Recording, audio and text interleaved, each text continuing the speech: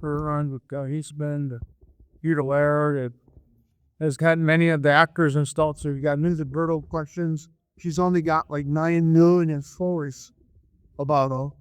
And then her sister Vicky is the one who did big Leonardo statue for us. That's a commission. Yeah.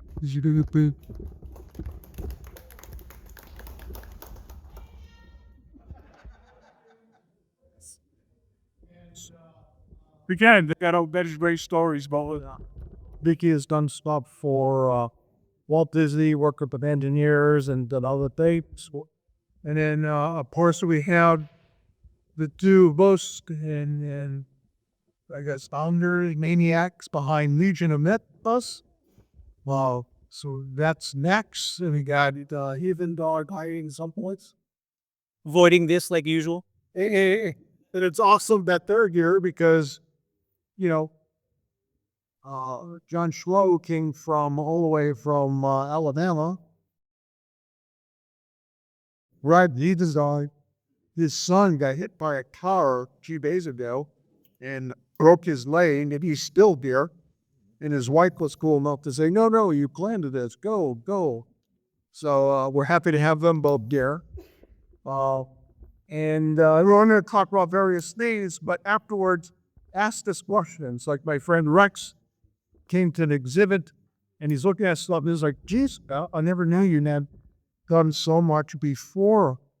Boy, that you had done stuff for the White Wargangers, going State University, and you were selling hard to let go to the Detroit Gaming Center, or then I did a bunch of the art for the Detroit Gaming Center and Detroit Metro Gamers. There's another big book that's predated the Detroit Metro Gamers. And, if you want to, some ones of you guys have seen The Office, well, he had marveled over some of the artwork, especially Keith Parkinson and John Zalesnik. You got questions about Eric Woodrick or Keith Parkinson or whoever. We're happy to share them with you. I also want to add, so Kevin, you also be popular art. Yeah, and D&D art. I don't take myself as a D&D artist, but I tell them like, I don't know, 400 D&D experience. So those most jewels. So that's a funny thing. This kind of a humble guy. He's talking about, I did this stuff for like the gaming society, which is cool. But also like, hey, Judges Guild, Traveler, Steve DeAngelo, that's gosh. So the funny thing is even Kevin never wrote an RPG book. Who are you part of RPG history? So I think that's important to note. I think he was primarily an artist at first, but then he's like a badass writer. So Thanks. Yeah. For example, I was supposed to be the artist for Battletop. I was good friends with Jordan Wiseman, the creator of Battletop. At the time, it was Battle Droids. And I don't love doing maps. I can do them. But it takes a lot more work and time. You got to use rulers because the two machines, they really need hard edges to recondense it. You got to use rulers and ellipses and French curves and all this shit. And they only wanted to pay me $60 a page. And I'm like, I can't do it. It's $100. I'll do it for as little as $100. And I not count that's too much of our budget. But I got lots of stories like that. I know Larry Elmore. I know Gerald Brown. Keith Parkinson and I were good buddies. Well, then I do the tour, and there's this one painting in Sean's office that's got all these leaves on the ground. And, as an artist, I'm looking at that. I'm like, Keith, what's your reference for this? Because he had a bunch of paintings. He always has these beautiful, fall leaves on the ground are just impeccable. I'm like, what's your reference? I mean, you go outside and read it down to a rural area, Amish country in Pennsylvania. And I'm like, do you go outside and take photos? You got, reference books? Well, what do? He reaches down. We're in the studio. He reaches down, he pulls out the shoebox and opens it, and it's full of dried leaves. They're like, why I didn't figure that, I don't know. But so he has a ton of great stories. And don't hesitate to ask about any of it. I was getting a lot of great questions on his last tour of the office. So, don't be shy. where we're happy to answer them. And, I'm an old fart, so a lot of people have a million stories, so happy to share. Yeah. Again, if you don't know, Mike Majestic again did the great cover for Slap Psychic War, the color work on the Turtles cover. Micro Robotics, Tiger Robotics. And then we're about to talk about some other really exciting stuff Bo's working on. But no, it's fantastic work and is a true. The one thing I'd say is the really cool thing is when you get to work with artists that collaborate, right? And a lot of playing artists, I think, as we can say this is they want to be part of the process, right? And they bring a lot of stuff to the foreground for you. And I think that really shown through. People are really blown away when they pick up those new Turtles books.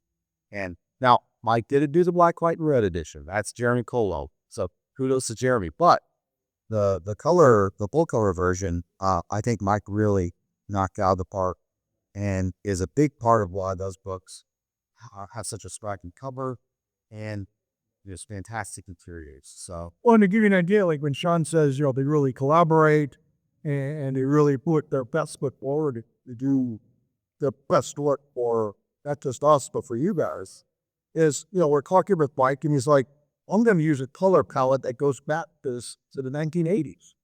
yeah. So we had a conversation because Mike was saying, hey, these neon lights and street lights and stuff, these are the chemicals they used in New York in the 80s. So that's the colors I'm going to put into the pieces. Yeah. Yeah. So you see what I'm talking about? Well, yeah. And the other thing is he did some really cool stuff. If you look at a lot of the panels, if they have a like was it called your Oka Fest? It's like you can see the lights, but they're kind of hazy. It's like a hazy background with lights and buildings, things like that. That wasn't there in the black and white.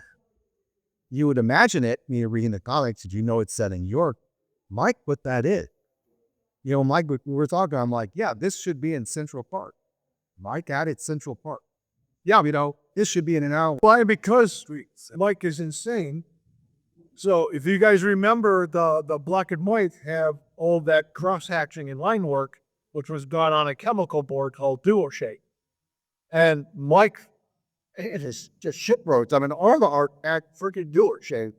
And Mike's like, Kev, I could just paint it, and under it, and it'll be there. I know a con, but I would like to digitally remove all of that and use it as a guide for the shadows and stuff. And get it that painterly look that you and Sean have asked for. We're like, sure. Well, it's a shitload of work, but he wanted to do it. And, the results are spectacular. We have people ranting and raving about the quality of these books and the color. So we have a video call with Kevin Eastman.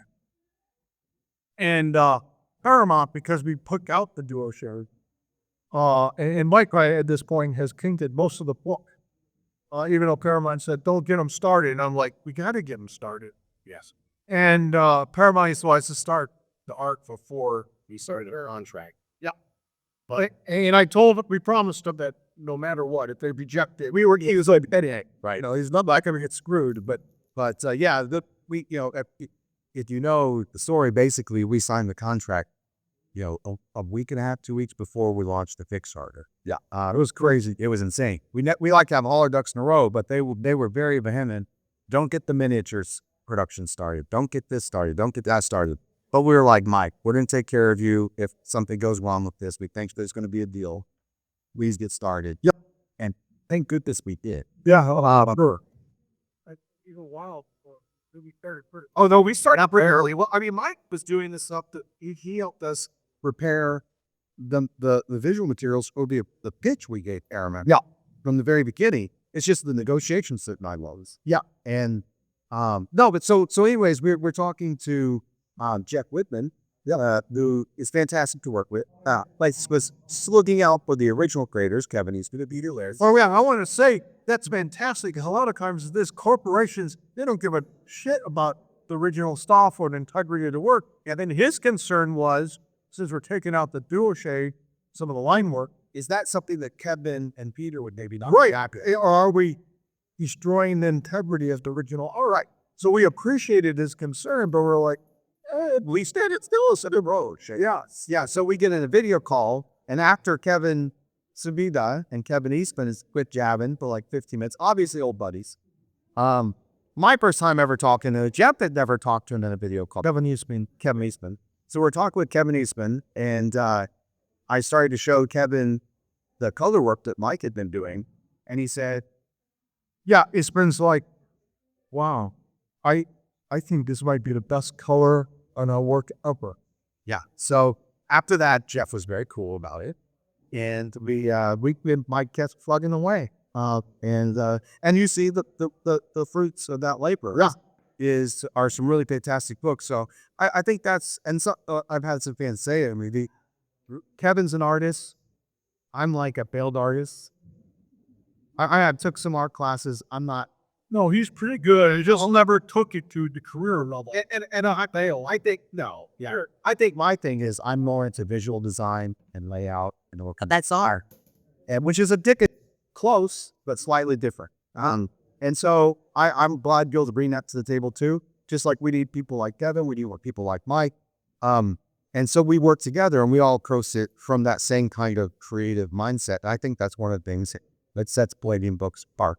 And that's one of the reasons a lot of people are buying the same, books that Kevin and these other creatives and artists have written 30, 40 years ago. So we want to continue that. We want to make sure that everything we're putting out is high quality, that people are going to love to have in their library decades from now. 2 generations from now, right? So you want to start going over this? And we can. Some of these books are burdened, but yeah, there's some of these ones I do too. Yeah, absolutely. One of my hands. So we talked about some of this yesterday. Don't want to beat a dead horse, but I see a lot of new faces. So we are people ask what's going on. So we have just finished, and there's still some admin stuff, finishing up deliveries and the Teenage Mutant Ninja Turtles and Other Strangeness Kickstarter rewards and all of various things. We also, if you followed it, just in case you didn't check your inbox or the updates, if you back the project, we also have an errata.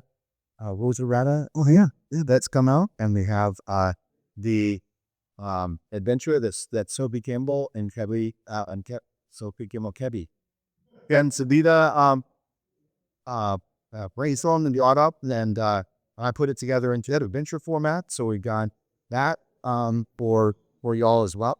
We hope y'all enjoy that. It's really cool.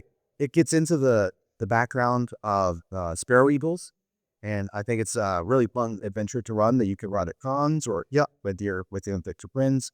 And right now, we are besides that and some other stuff going on behind the scenes.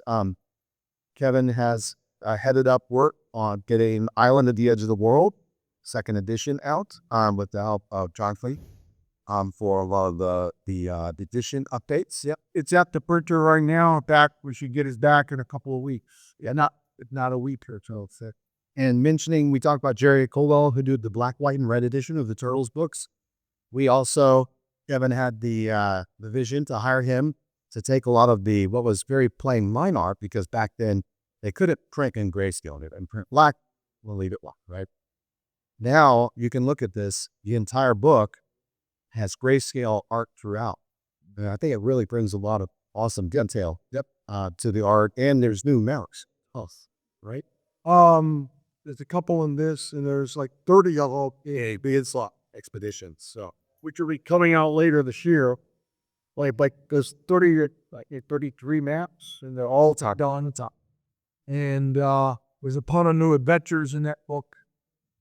So yeah, there's so much new stuff in that book that you guys are gonna. If you're a Palladium fantasy fan, you're gonna go crazy over. And Mike was just mentioning, we were having a discussion. I'm finishing up work on Rich Bestiary 2. Matt Clements, he had a baby. He was like had a baby. So I've been finishing that project. And we have a bunch of new artwork for a bunch of the various monsters in there by Mike. And I think he really nailed it. Some of these monsters were kind of a trip to get right, I think. But we're really proud of that. And so that should be, I think I'm going to put it in the next month or so. And then We also have coming up in the near future, Stephen Cummings has done all the art on Chaos First Responders. We have a cover by, what was his name? Logan Feliciano. That's right. I mentioned this yesterday. I met Logan. We went to the Renaissance Festival. I met him in line waiting to get Scotch X. And he's a fantastic artist. Yeah. He usually does, really, this guy uses fantasy stuff. He does concept art for video games. And we brought him in. Kevin gave me a tour. And he said he was nervous. He'd never done science fiction before, but he loved the challenge of doing a book cover. And so if you get a chance, go up and take a look. Like just a fantastic cover. Yeah. And it's really fun when you get to work with talented people. It includes a bunch of the new designs for vehicles like these hover ambulances that are in the book that Steve Aka's designed. So, and it's been really great. That one's still in process. It's not nearly as close to finishing as Bestiary 2. Yep. So that one will be a little further out.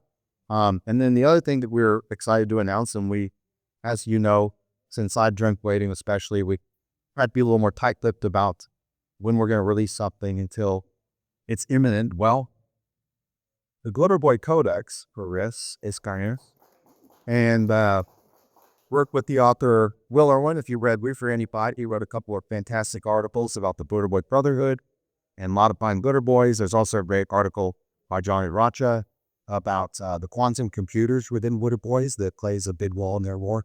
And so we actually have Kevin in his archival nature and passion had an old sketch by Kevin Maw of a couple of Glitter Boys in an urban scene, but had never been finished. It was just a rough pencil sketch. And so Mike Majestic is helping us bring that across the finish line as a painting for the cover of the book.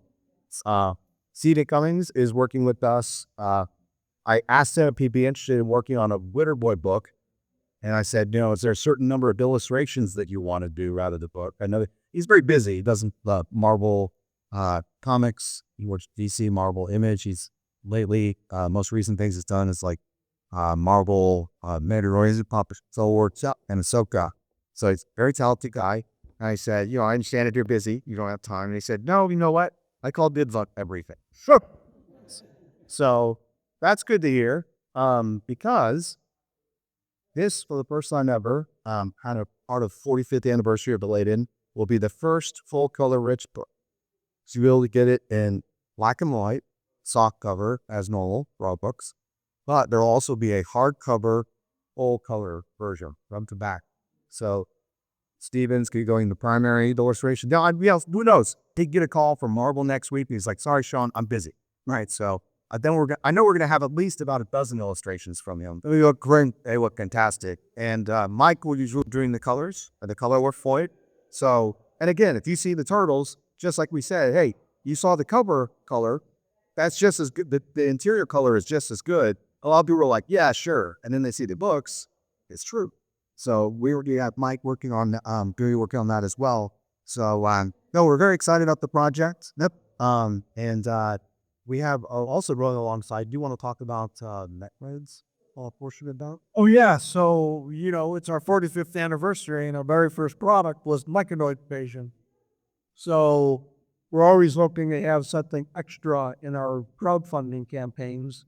And I mentioned it to Sean, and he's like, oh, yeah, it's a great idea. So Sean has been put together a super clean, remastered, much like he did for the Cycleworks collection, of the original Mechanoid books, plus nothing that most people don't know about is I get sort of retool versions of the Mechanoid Invasion, and I called it the Mechanoids. In 1985, it was a standalone RPG, and there's a bunch of extra material on that Sean's going to be including in this, provided it makes sense. It's sunny. And that is also going to include the material with the new Mechanoids from Rip's Mechanoids Sociable 2. And it's going to be this just big, nice, beautiful hardcover. Yeah, because Kevin and I were talking about what's something we can do for the 45th anniversary, and it's the first game that he created. And I just thought, the other thing is we have such a back catalog of things that were produced before the digital age. And so how can we as we keep moving forward, slowly step through and remaster a lot of the real core classic Palladium stuff. So I thought this would be a great chance for us to be able to bring something like that to the table. I didn't even know. I discovered the Magnolia was a source book too. So I was like, yeah, we could do the extra new information from source book 2, because you have the new generation, the Mustal Necnoids and the Aberrant Necnoids. I love that storyline. And then you have the trilogy, but then Kevin's like, well, yeah, you do about the 1985. And I'm like, what are you talking about? It's not in print. We don't have it. I'd seen the book in his library a couple of times, but I didn't really understand how much extra material would be added to that. So I think that's going to make a really cool book that a lot of fans like me, who didn't even realize maybe this stuff existed, you're going to be able to have that on hand. And so, and then again, it'll be very similar to the Palladium Fantasy first edition and the Beyond Supernatural first edition, where we're planning black faux leather with the red oiled stamp cover. And then, but like the Cyborgs collection, it's going to have full index. We'll clean up some of the typos. Yeah, because I can't spell. Yeah, thank God for computers and spell checkers. Because I cannot spell. So one of the neat things that happened to me in the early days is the Mechanoids comes out, and one day I get a letter in the mail, and I look at who sent it, and it's from Mark Miller, as in Mark Miller Traveler, and I open it up, and it's like, wow, you show lots of talent. I love your concepts. I love a lot of this stuff. The art's amazing. Please, for God's sakes, get an editor, because there's like 9 million. This is not an exaggeration. The original book, we averaged 20 typos a page. Because apparently at the time I didn't know how to spell mammal. So I spelled it with like one M, and I mentioned this mammal and that mammal like 50 frickin' times. And so that'll all be cleaned up. On here now. Sean's like, how he spells. And that is a spell check program. So Yeah. And I have been accused of being a grammar Nazi. I think that still goes to Joey Black and Gene Inslee. Yeah. But yeah. But that's okay though. That's what this is for, right? So we'll get it right eventually. one of the things like at the museum today, like I just forget some of the stuff because they're just my friends. I don't think about, oh, that person will not become a famous guy. And so some of the art of original Mechanoid is by William Messman Wilkes, who did an independent comic that had a lot of Weird Al called Journey. The picture was a Wolverine McAllister, which was sort of a turn of the century, or not turn of the century, was like 1700s, was like a trapper in the old America and stuff. And then he went on to write a couple of superhero characters. You might have heard of The Flash and Wonder Woman. And so Bill's did a bunch of art. He's a local designer. He's a great guy. He was a good friend of mine. And he did some of the art. And he was also one of my one of my players in my Figures Defila campaign for Palladium Fantasy, who was the Song Squash character. So, it's just fun stuff. Yeah, and along with that, this is all going to be killing the crowdfunding as one big project. We're going to have, if you like the TMNT Game Master screens, we're going to have a RIPS Game Master screen. I was just saying. Did you enjoy the dice? It won't be in a TCRI 2. But we're looking at tins, art tins. So a tin that has some full art on it and some that fuzzy felt or whatever foam had stuff. He gets ice in there. But we're and some of this we want to make sure we can turn around quickly. Some of the dice actually take a long time to like polish and stuff. So we're looking at some of these time frames for production. But we're gonna have Glitter Boy dice, Burster dice, Leyline Walker dice, and so and I think Dead Boy dice is one of them as well. And I believe we're going to have a coalition flag for the first time ever. And as well as, a 10-inch tall Glitter Boy statue. So if any of you saw that for the Rich Collins Power Reforged campaign, we're bringing that over here for this. I think it kind of fits with Glitter Boy Codex. But yeah, we're excited about the project. And so keep your eyes open that this is the first time we're announcing it, because I have a manuscript in hand, and it's awesome. And I'm working with Will to make sure we update.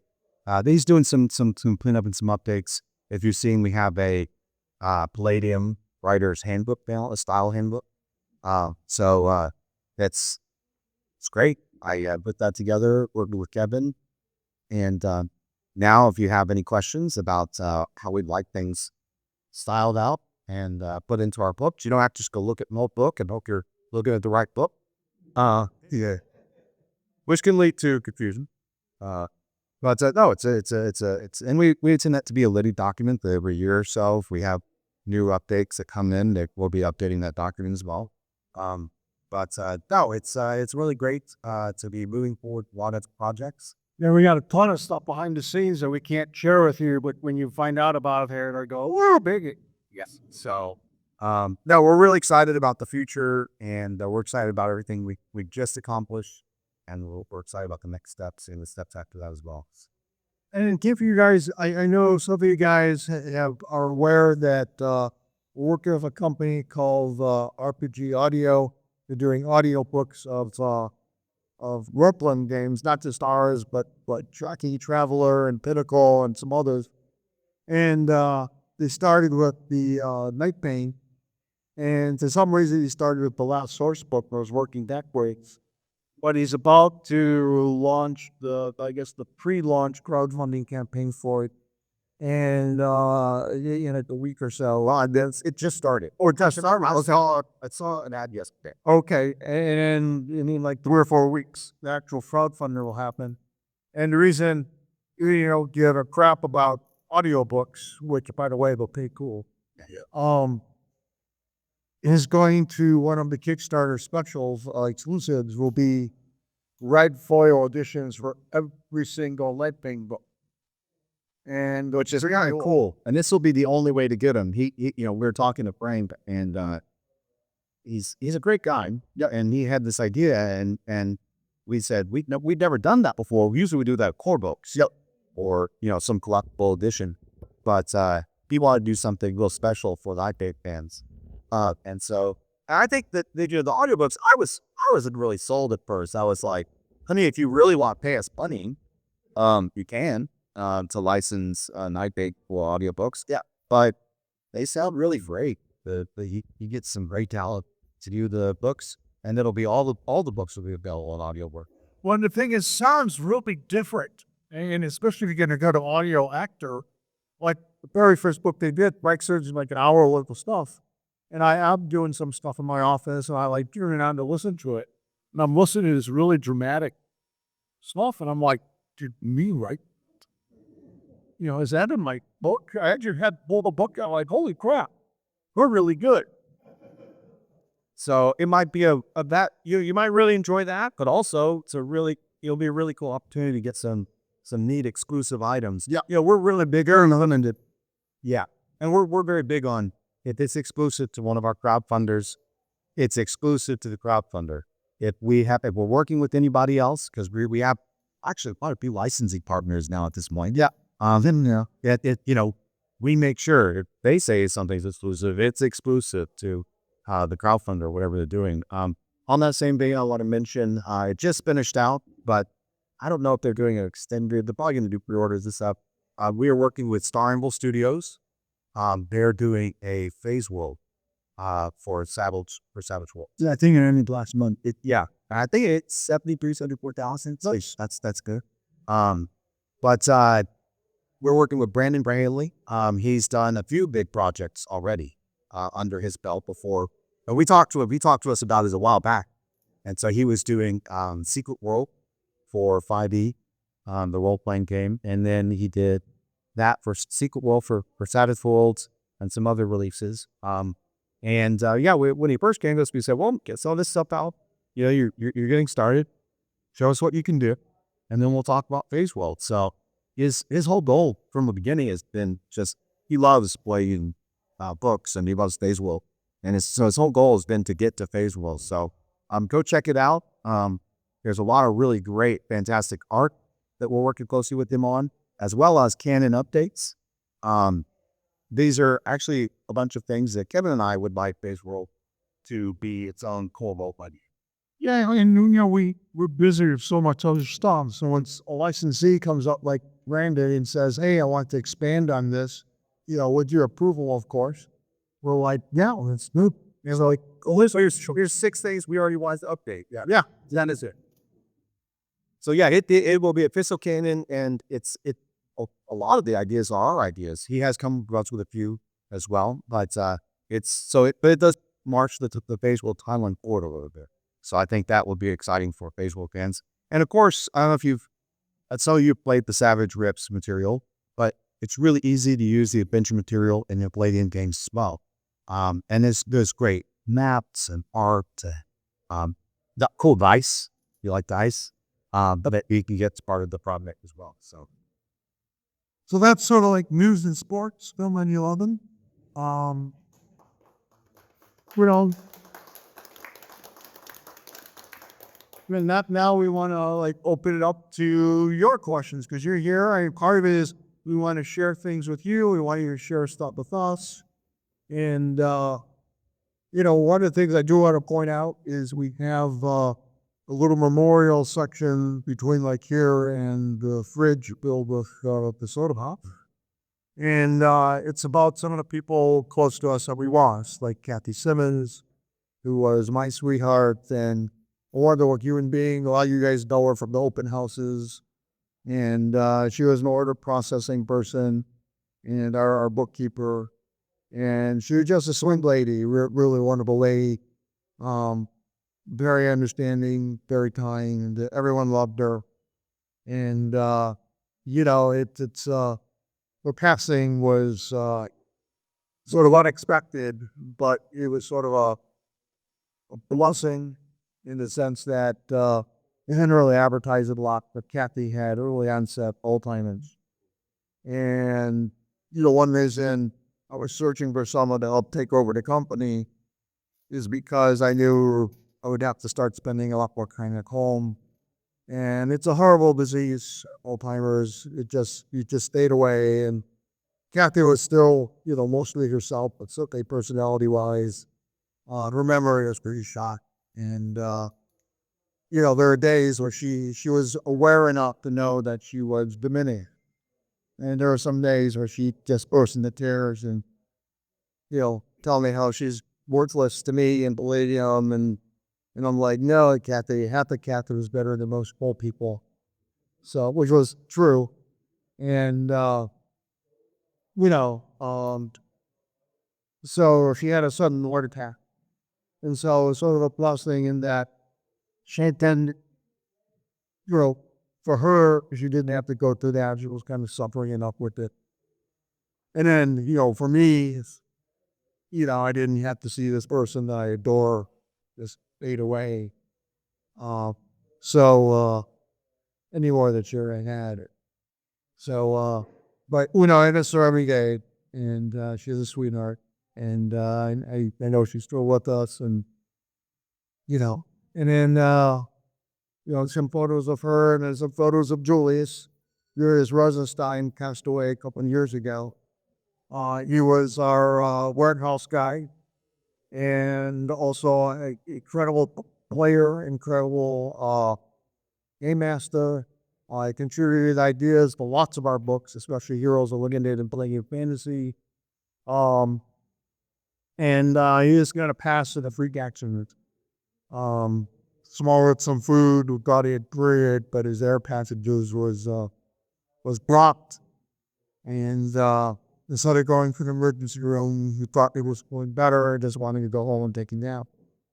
And he lived with his brother and his brother on their blame, but after in core, unresponsive, and was brain dead. And, he had just retired from Palladium as unfortunately, he didn't get to enjoy his retiring more. And he was a great guy. I had the great fortune of Wayne and I set up an area for him because he was autistic.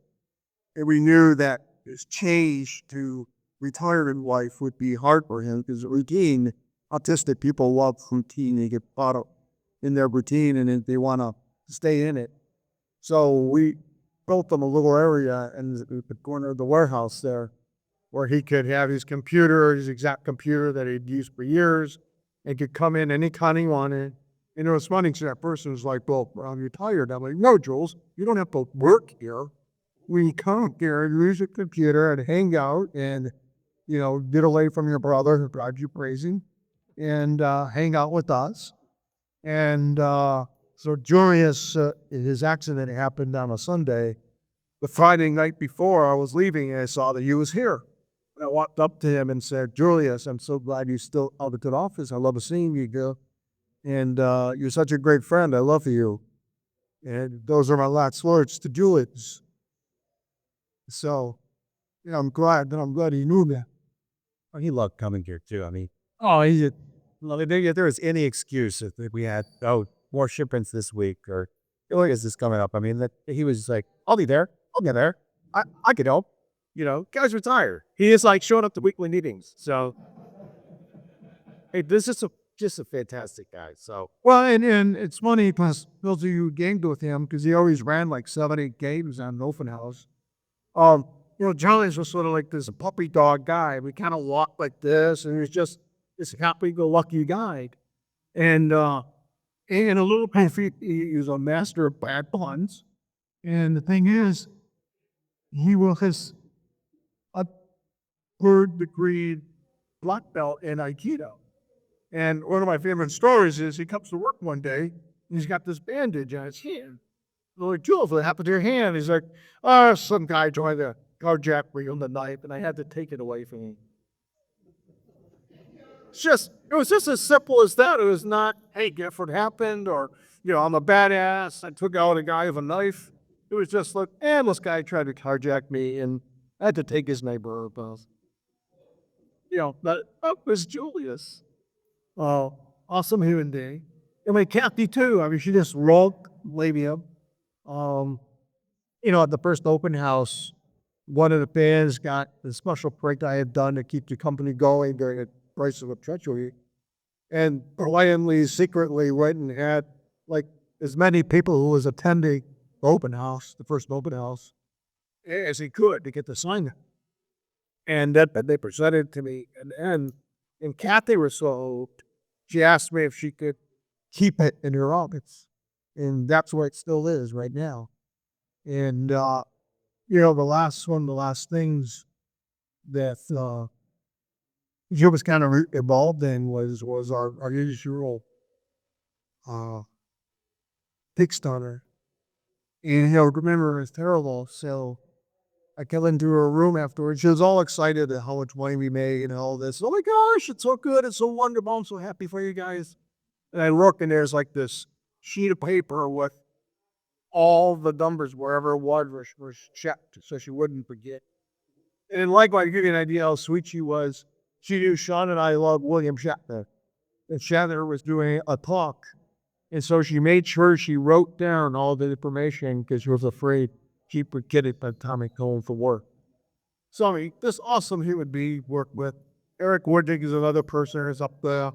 And, I could tell you a million stories about Eric, so I won't do it now. If you got questions, I'm happy to share them. But Eric was great, a lot of fun. Everyone loved him. He was I call him a Jubominian. Because back in the day, I was getting royalties, substantial royalties for work. And so Eric wrote, plunging them into Turtle books, RPG and several source books. And so he had enough money where he decided, I'm just going to take 2 years off and travel backpack through Europe. And he did. And, being a true bohemian, he'd call up, hey, Matt, you live in Scotland, and if you put me up for the week, I'll run games every night. And, the boo gamer's like, holy shit, Eric, we're just going to run games for any of my friends every night? Yeah, come on and sit on my couch. Eric did that for 3 years. It had a blast and had 1 million people. So, that's Eric. And then another person we have up there is my dad. My dad is pretty awesome. And really good dad. I was really lucky I had a great mom and dad. And my mom passed too soon. And my dad is always there for me. He used to work in the warehouse. He used to be my warehouse guy. And even Julius. And that's just a great guy. And it's funny because he always thought of himself as being nobody important. And he dropped out of school in 8th grade. And he just was wearing also clothes, worked for Gold Oak stamps for his youth, and then, worked on the line in the factory and would come home cloaking every day, physically, because he worked in the pit, Liberty and car seats. And he would come on and like, yes, make sure you never end up as a factory man. It's like, I love you. And I'm like, no, don't worry, Dad. I'm not going to the factory. And so he was at the first open house because he never traveled with us. My dad, I'm with Muggy, big guy, but he had his moments. And but he had never been with me at a convention or anything. We were at the first open house. And he pulls me aside and says, Kev, and he gives me a big kiss on the cheek. It was like, I'm so proud of you, Kev. You're like a rock star. And I kind of like, thanks, Dad. Yeah, but I'm hardly a rock star. He's like, oh, you're kidding me? You stop to talk to someone and you turn around, there's like 15, 20 people waiting to talk to you or get your autograph. It's amazing. And I go, that's not true, Dad. He goes, yeah, look, there are like 15 people lining out spots today. So it meant a lot to me that my dad got to see that. And got to meet a bunch of you guys because, plenty of fans are the greatest in the world. So they're back there. There's some folks that you want to, write little quotes about Julius or Eric or Kathy. Please feel free, or just want to cite your name. That'd be great. It'll be a keepsake for us. And the reason you see a lot of Halloween stuff and why there's a zombie next to, the memorial area. Kathy and I were here in the Halloween. We had gigantic Halloween display that we did for like 20 years. And just kept growing it, making it bigger. So that's why there's skeletons of Rexos and zombies and everything else. Well, then we just want to, recognize some of the people we dropped the lost. And I also want to recognize, my current staff, Sean's. There's a reason he's my business partner. I trust him to carry on the Palladium legacy. And Wayne Spence have been looking forever. And he's awesome. He's my right-hand man.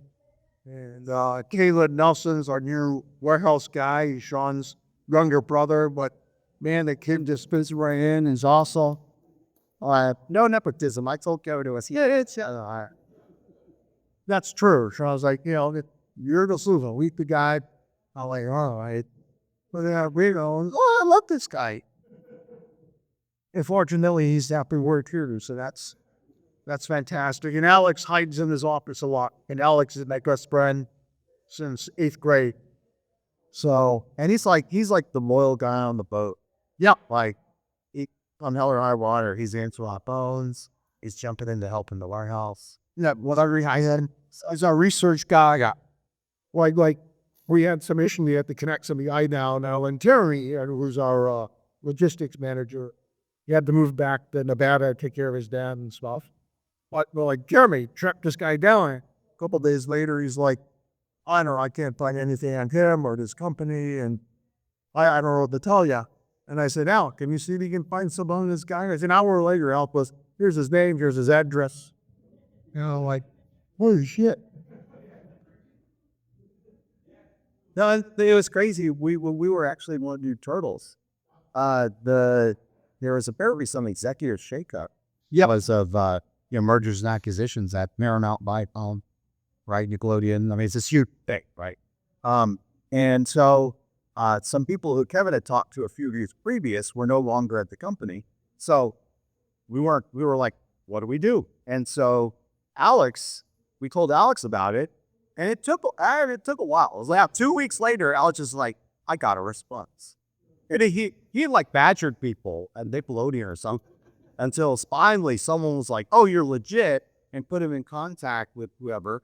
And we got on a call with them. Yeah. And I mean, but like, imagine we were so busy trying to handle other things. If he hadn't been able to find that, this, Turtles could have been delayed. Maybe it wouldn't happen. I don't know. But, that's what it's like when you have a small company and a few people that you lead on. Yeah. And we're really happy to have people like Alex and Caleb and Wayne. Yep.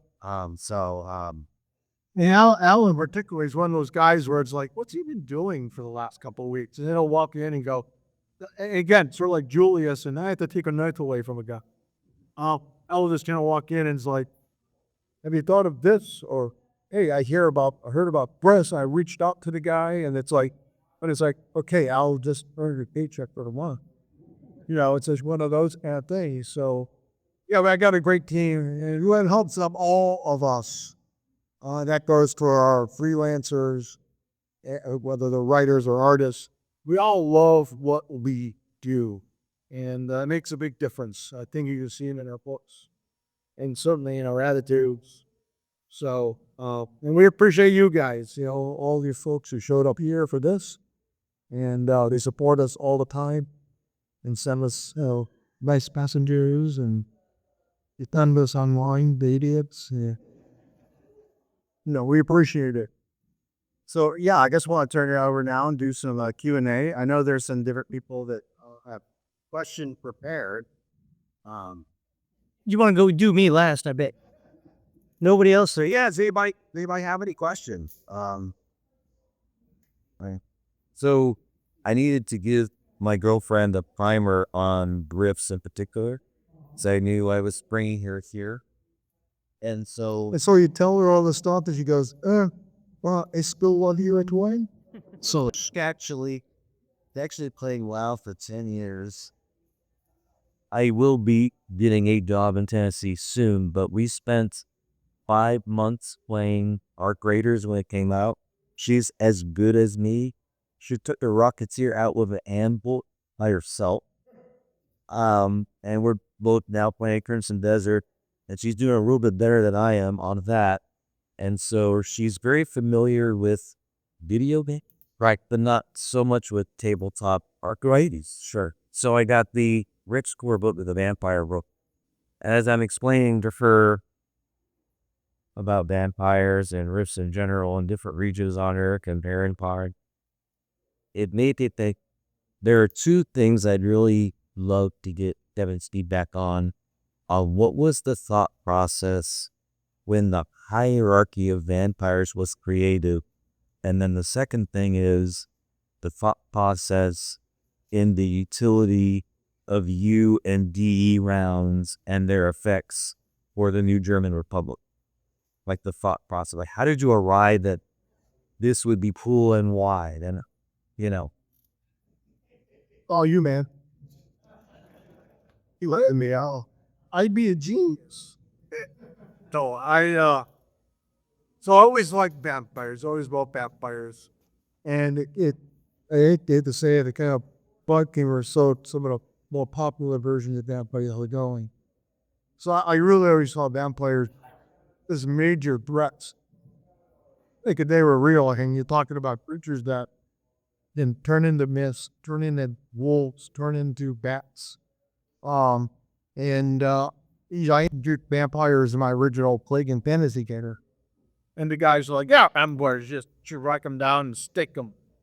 And, they fight these things. And the thing with vampires, they regenerate, of course. And so when they're down to like 5 or 10 hit points, they go, that's okay. You turn into mist or a bat and, fly off. Then they're back 20 minutes later, like fully recharged, ready to kick ass. And, I played them with intelligence and it became like these, I'd say, oh, there's rumors that there's vampires here. And the group would be like, oh my God, no. Because they're, and I liked that. And just, I was a big sort of horror fan, especially when I was younger. And again, I watched a lot of old Hammer vampire movies with Christopher Lee and other stuff. And I love Kolchak, the Night Stalker, and all the stuff. So I just sat back and when he held a seat, like there's different types of vampires. And you always have like the master vampire, Dracula, who commands other vampires. And, he's like, it's the mastermind, is this, group of evil beings, Well, I just kind of drew from legend and drew from movies that I liked and came up with the hierarchy because I thought it made sense and I thought it was fun. And I liked the idea of you got, the Maspos, and then you've got the secondary vampire, dangerous, but, and then you have the feral vampires, because you often see those in these movies. They're just kind of slobbering beasts. And it just made sense to me. I like when I design stuff. I like to add stuff to make sense and, have this sort of an ecology behind it. In a culture, if they're intelligent creatures. It's like a lot of people ask when they're like, wow, why you go that? What inspired you to, give orcs or goblins and ogres and stuff their own wolf and, like their own society and that kind of thing. And it's like, because that's how the real world works and it just makes sense. I always like to have that sort of sense of reality, the plausibility. Verisimilitude. Yes, I can always say that word. So thank you. And as far as the radioactive rounds, that was actually Kevin Long's idea. And I loved it. The book word of it, Into the Brain. And depleted uranium rounds are a real thing, right? Yeah. A lot of tanks and war machines, even over time, it's been progressing down the firearms chain from the big stuff to the more smaller man-portable stuff. But depleted uranium is a thing, but I'm sure that the idea for the radioactive uranium, that's cool too. Yeah. Yeah.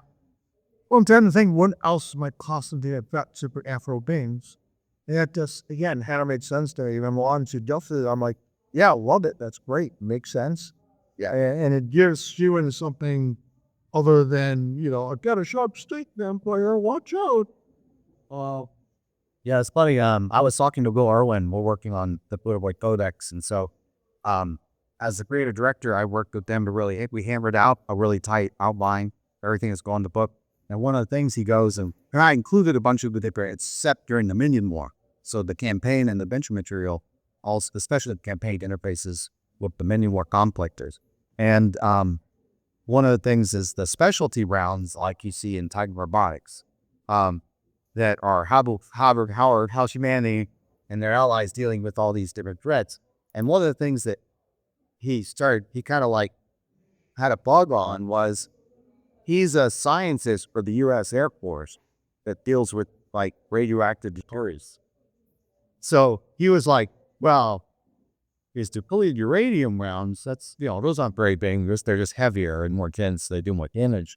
But these uranium rounds, is this like natural uranium, or is it like nuclear spent nuclear type radioactive uranium? I think it's the second one, And then he's like, well, would you mind if I wrote up rounds that are in the middle that are the actual uranium?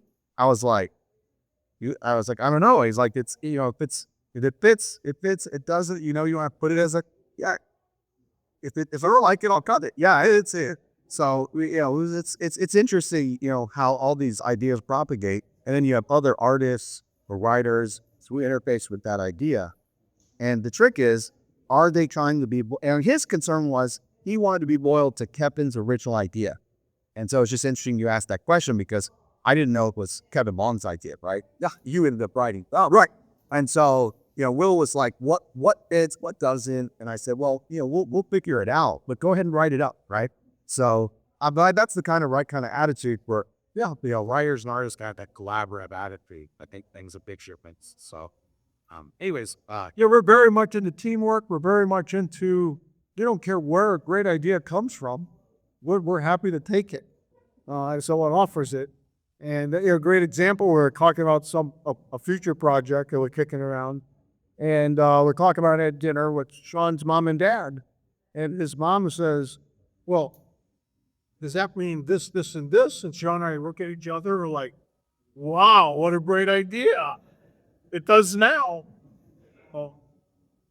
That's the thing. You can't be a jerk and think, oh, my ideas are the only ideas. That's stupid. Yeah. I guess with that, I'll say, and this is an Easter egg, but it's not like, this is not an announcement. I would love to write the next mechanism of this. High on my list, but we got other things we need to do first, so. Well, and some of you guys who are on the last tour of my office, I showed them like Kevin Longard that inspired that idea. Oh my God. And they were like, they didn't send me the idea. I was yelling for 30 minutes? Yeah.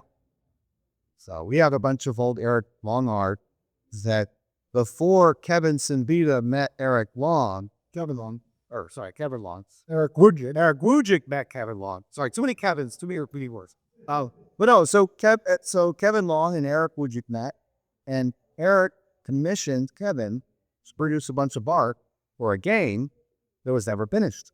And so Eric took that art and gave it to Kevin Siembieda and said, "Here, take this, do something with it." And then one day, Kevin pulled it out. It was a Saturday we were here working, or was it Sunday? It was Saturday or Sunday. It was like, one of those days where we were kind of like grinding, and Kevin comes in. He's like, "Hey, Sean, I want to show you something. Here, go over to the both end." I come over there, and he starts pulling stuff open. And it's interesting because it was actually Kevin Long's style ship pack.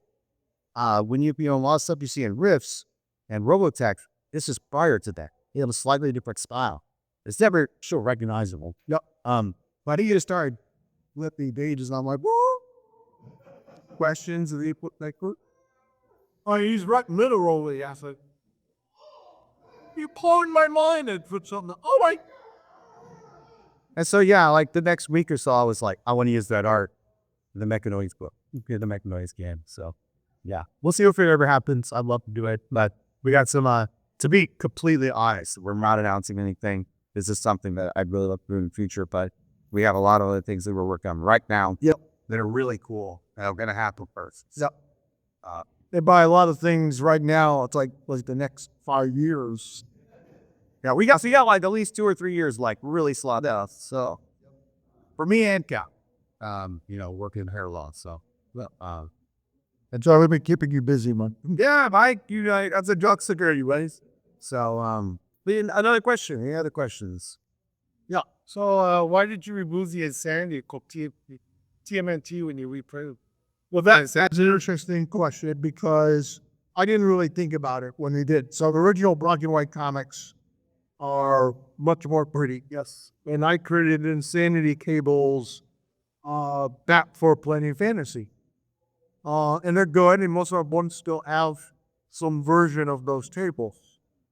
But, times change, and sociology changes, and, I do a ton of research. So I research stuff.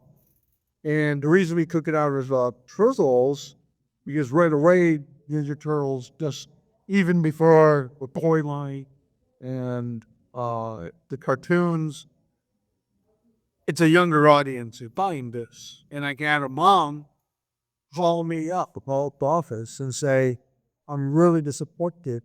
And I want to point out, you obviously you can do whatever you want. I get why this might be in here. I said, but, my son is 12 and he plays with friends who are about 12, 11 and 13. And I don't think he's appropriate for a younger audience. And I don't want to have to read everything my son gets, and I had to tell him he can't play in Ninja Turtles, and he's very disappointed. And I just wanted to share this with you and suggest that maybe he's still born that. And she was so polite and so nice about it that I sat back and went, "Oh, she's right." This is the very first print run, right? Yeah. So it's not like this was like something for the game, or No, I know it's not that it's enough other names, but it also made me take a harder look at things like, one of the things we had in, because it was in the sociology books, we're talking 1980, 81, 82, 83, but I'm writing this now, 84. And so, for example, homosexuality was considered an insanity back then, and that's in our insanity table. We had stuff that, really just wasn't really appropriate to role play. And in some ways, there was some of the stuff that's still in them, like, sadism and stuff. I was like, ooh, it's kind of pretty shit. Like, one of the things that's in with a little bit in tables was like being an exhibitionist. And I actually have a funny story of that, where I had a guy in my original compiler group, one guy, and I think he just, joins my group with 25 guys. He's a guy number 26. And I don't know, him just quiet and kind of worried about role playing, I think. Didn't know how to jump into it. And, as a good game master, I'm trying to set him up. So be like, okay, you're standing guard and something's rustling and he pushing us. I said, okay, look, what do I see? And you don't see anything, but this voice says whatever. And, I'm thinking, he's going to investigate, he's got to do this or that. It was like, I go wake up the rest of the group and tell them what's going on. And stuff like that just kept happening. I'm like, is this guy having fun in my games? He says he is, but he doesn't do anything. He's always the guy, I'll guard the behind, off the back of the group. And then I try to get her involved, and it's like, yeah, so you can hear orcs pucking, and they're getting closer and closer. What are you doing here? I go tell the rest of the group, and I'm like, oh my God. So anyway, something happened, he got an insanity, and he was an exhibitionist.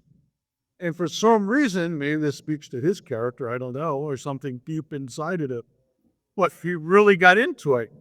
And and he played it for viewing. Right, we're all like, 19 to 25, right? We're all doopy, the men. And, it'd be like the head of an audience and the king and queen. He goes, Kevin. and it's like, and everyone laughed. And of course, it was very funny. And it would do stuff like that. And strangely enough, it brought out his character. He started to become a really great role player. Not in that area. I mean, but Really, keep our terms clear. yeah. But is that really appropriate? Is that really necessary in a game? No. So in that long haul, where she was so nice about it and so understanding, I just sat back and went, yeah, let's readdress how the Sanities work, what's your Sanities Museum, and let's speak about a damn Ninja Turtles. So we did. Next question? I was curious, so do you guys have any plans on adding to your catalog of miniatures or riffs, or creating files to sell to fans? Well, they never sell STLs because no one takes prop on the body. If you go do the research, then you come back to me and you show me the tabletop gaming company that makes money on STLs, and I'll consider their pro. Like serious, I'm dead serious. But I used to work with Games Workshop. We've looked at this 6 ways from Sunday. We're actually talking with different folks that are related to this, but I don't think that selling STLs is going to be profitable. I just don't see it in its value. But at the same time, I love miniatures, and I want to get more stuff out. One of the problems with STLs is the guys that have the really cool rigs to print them up can use them. Everybody else has to beg, borrow, and steal, right? And I really do eat steel, begging to steal. So because we had people that have created some STLs and figures for their own use, and then they're coming to us saying, I have like people flooding my inbox asking me to print your stuff and mail it to them under the table, and they're like, I just want to let you know I'm not doing that, right? So we've had some different discussions. We do have, there are some really great resin miniatures we have right now, which I think look fantastic, right? I mean, Karin Belair, he commissioned those for a really talented sculptor for his debunked risk board game. Yes. And we have a few files for miniatures that were never produced yet. So actually, as part of preparing to do this, we have actually been in contact with the guy who printed the resin release we have now, and getting up because he has new equipment that he's come. So actually, we talked to him when we were preparing to do Ninja Turtles, and we're like, hey, you've been loyal to us. We want to be loyal to you. This is the number of units we think we might sell when we do miniatures for the Ninja Turtles. Would you be able to, produce that? And there's no way. It would have taken like 3 to 5 years. And that's if we only did we did about 4 times what we thought we would do. So it would have been he would have been his work for decades to make this, to produce the Ninja Turtles. But he also runs a few hundred wall runs he sprayed at, right? Because he doesn't do there's a lot of different ways to produce miniatures. So he uses more of the rubber molds with resin. Whereas when we did the turtles, because he couldn't scale up, there's no way. We went with very professional steel molds, which are big investment. and paying a artist do great sculpts is also expensive. But I'm proud to say Kevin was very cool. Paramount was very cool to let us do it as Kickstarter exclusive. I was the crazy man that was like, I really want to do Ninja Turtles miniatures, and we made a profit. That's good. You don't want to lose money, right? Especially on like 10,000 boxes. 10,000 times anything sucks. Okay, it is a negative. Nelson song, yeah. Yeah. Negative 10,000, I should say, Sunset. So, we are looking at doing that. We're getting new quotes. I want to see what we can do for the Rips miniatures in the meantime. We're taking that seriously. But sometimes you got to walk, reap, and run. And so let me split it this way. There was not a mistake that there were movement rules in the Ninja Turtles Redux book alongside the offering of miniatures, right? It's not full miniature range or the tabletop, but it was a step in that direction to at least get a toehold for game masters that want to use creators on tabletop. So we'd like to do more in the future, but because of the nature of a tabletop market, the market itself, a lot of times you need to approach it and make sure that you get as much attention on the important stuff as possible, because crowdfunding is really a marketing exercise. Okay. So one of the things some people think is, oh, we did Titan Robotics. It's like, do you only have 1,000 fans that are going to buy the book, right? So when you do the crowdfunder, you do all the cool stuff. That's exciting, right? But then afterwards, and the nice thing is you have these numbers that you can multiply out and send to a manufacturer. It gives you some really hard data to use. And then the question is, does that mean that after Titan Robotics comes out in the general market on our store, are the sales going to be lower because we already sold out to our core audience? And we thought that might be the truth, but the opposite is true. It's just hard to get attention these days, right? So that's why we're doing a lot of these things paired together. That's why I'm already working, and Wade's helping out.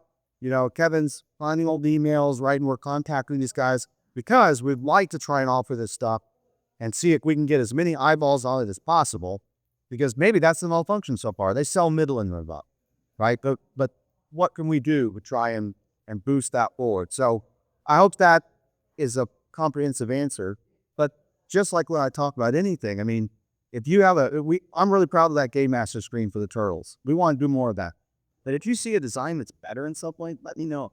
Right? In the same thing, if you're like, hey, I did a market analysis of these guys and they're killing it with XYZ approach to miniatures. Okay, cool. I want to know. But it needs to be corrupt. It needs to be professional, right? We can't gamble Palladium Books on something that's not books. Okay? And even then, we always try and make what we consider to be very educated gambles, right? So I hope that helps answer the questions. I love these. I love support. I think Riffs is rife for it. And we never really want to do like a tabletop war game or anything like that. But we'd love to have rules that would be really easy to do skirmishes with your friends, or as a game master, play out battles with your players in a little bit larger scale or something like that. So There's another question. Yeah, I hope this isn't too obscure. Jordan, who wrote the Defiler's Bolt? I mean, Zarzar Wizard Screen, but who wrote it? That was Julius Rosenstock. Was it? Okay. Yeah. I always wondered about that because I would always read that myself before I get ready to run. It kind of got me in the right mindset. Yeah, like I said, Julius contributed some of our stuff. He couldn't write a whole book on his own, but he would have great ideas, and he was a decent writer. And he wrote that poem. And like I said, he contributed various other talks, ideas, and texts. Was he Zarzar? Wasn't that the character's name, Zarzar? Zarzar, yep, absolutely. And I think that's one of the things I've always liked about Palladium is Kevin has always tried to credit people who just had cool ideas that, made an effect on the book or the story. So that's always really neat. Even if they don't have like a big writing credit because they didn't write like half the text of the book. I think it's always cool to see who has some ideas that contributed to it, right? Absolutely. So next question, Ivan. They're boy Buddhites. Are you focusing just on the United or the in North American glitter boys, where are we going to see, say, Glitter Boy 7 from South America or Tri-X ones? And are you assuming that the Free Quebec line is going to be in there as well, or is this? Yeah, so this book is, the question is, does the Billboard Codex focus on all the other variants of Glitter Boys outside of, say, North America, or just the USA G10, Chromium Guardsman, right? So the book is focused on the USA G10, the Chromium Guardsman, and it explains why those are unique compared to the others. The other variants, though, are mentioned in the book and will be present. Hey, see this book for this variant, see this book for this variant. And, I know people get annoyed when we reprint art, but the cool thing is I'm going to be putting art in for a lot of those Glitter Boys, and it's going to be color. So that's kind of dope, I think. Let's see some of the original depictions now colored by Mike Majestic, or the Grateful, or then that color then turned grayscale, even the black and white edition. But it is focused on the USA G10 because if you read the article on Rift 85, there's more expanded material there. But the quantum computer in the Glitter Boys is an introduction there that does a handshake whenever Glitter Boys meet. And it shares all their past targeting data of friend and foe. And that computer cannot be replicated. Even Triax, you'll find out in the lore, wasn't able to bring it over to the psych box. That was the TX psych tippy or whatever. No, Glitter Boy. So really, that is part of what creates the community. Is some very powerful art there that cannot be reproduced, and except for in the USA G10. Does Free Quebec have access to that? Well, so Free Quebec and produce it, but they can only fit it into that exact model. Just like they tried work with Triax, you'll do if they put in. They can, the rest of their production material can produce, the actuators, the armor, the duplicate power supply, boom gun. But that's kind of the thing that makes it this very special piece of tech. But the book actually has a lot of rules for modifying Glitter Boys, a lot of gear and equipment that Glitter Boys carry. They realize, like shields that you could carry into battle, kind of like a Babi's shield or something like that, and a bunch of other secondary weapon systems or entrenchment systems. So it has a lot of really fun stuff. And if you could be part of a Glitter Boy Brotherhood if you're a pilot of one of these other suits, but they would have to accept you after, checking out your character and things like that. So it's not that you couldn't be a pilot of another suit. It's just that the Glitter Boy, the four of the Glitter Boy Brotherhood and the different associations, like the riggers and the, different groups within the Brotherhood, is that is all kind of based around the special capabilities of the USAG. What is the purpose of the data exchange, and is that so? The data shake is, let's say, Johnny Roger, you check out Rift 85, but also the book's gonna have more information here. But what it means is let's say I'm a Glitter Boy pilot, and I'm in a battle, and Kevin saves my life, and my targeting data. I mean, you got all these advanced sensors. It knows who this guy is. Okay, now. A week later, I travel to a different region of North America, and I be here, and you're a Glitter Boy pilot. And our suits do a handshake, and it trades all history and targeting data between our suits. If you don't accept my handshake, I don't trust you, right? But if I trust you, if we handshake, you're recognizing each other as, equals, or that's optional. It's optional, but if you don't do it, you're going to be distrusted by entire groups of Overwood pilots. But what that means is, let's say next week, you're in unfamiliar territory, and you are across cover. Your targeting computer is going to say, this is a prisoner. And so you might go, oh, I could talk to this guy, maybe Bowie. Or let's say Mike Majestic tries to steal my suit, and I have the data in my suit, and it handshakes. You could run across him and go, oh, that guy's targeted as an enemy or someone, So you might just blow him away, or you might say, I'm not going to trust this guy. I look into him, right? So that's just a kind of a lame example again for the last minute, but the article over 35 goes into more detail the book will go in more detail, but it's part of what builds the network of trust, right? It's like a salute. I mean, yeah, it's like, you know, it's like a salute where are you showing your face in the visor, right? Right. It's that kind of idea. And so that's where it starts to build the trust between all the different pilots. It's also part of the reason why Glitter Boy associations, because a lot of them are like basically backyard or neighbor areas where they're secretly keeping a Glitter Boy pilot or two supplied in their area. They might go to extreme lengths to recover a Glitter Boy because the quantum computer is really hard to destroy and almost impossible to manufacture. So, except for a few places like hidden facilities, like the old Demas facilities, Archie, or facilities for, say, the facilities in Freak. I guess it does seem they're kind of like secret society-ish. Right. But this is part of the reason LIGO. And also that data outlasts the pilot. Right. Right. So the suit keeps accumulating all these legends. And also the data pool gets to be so big, some of the data itself starts to become legend itself. Sorry, I had a quick follow question. When you do the codex, can you be sure to include the legendary Glitter Boy person of the body armor that was missed from the original one that got commented about in source this one? The personal body armor. Oh, the 35 MDC one? The 20 MDC one. Yeah, it's low. It's low, it's super heavy, but I'm like, yeah, cool. Because no, look at the highlights of a big thing, right? No, that was one of the things that was in source book 1 that was missing in the original book. Yeah, absolutely. I'll step in the Glitter Boy thing. So maybe this was mentioned in one of the directors. I don't have the directors. I've been out collecting for a while. Is there a reason in game why no one ever produced a capitalized Glitter Boy? If the armor to be manufactured by different organizations like Triax or, Nickelback or whoever's black markets, why are they producing sheets of armor that fit on a Mac and make it 20 but tall back 5,000 mid piece? No, I think the main answer be it be cost prohibitive. Exactly. That's what I was going to say. It's a huge target. Yeah.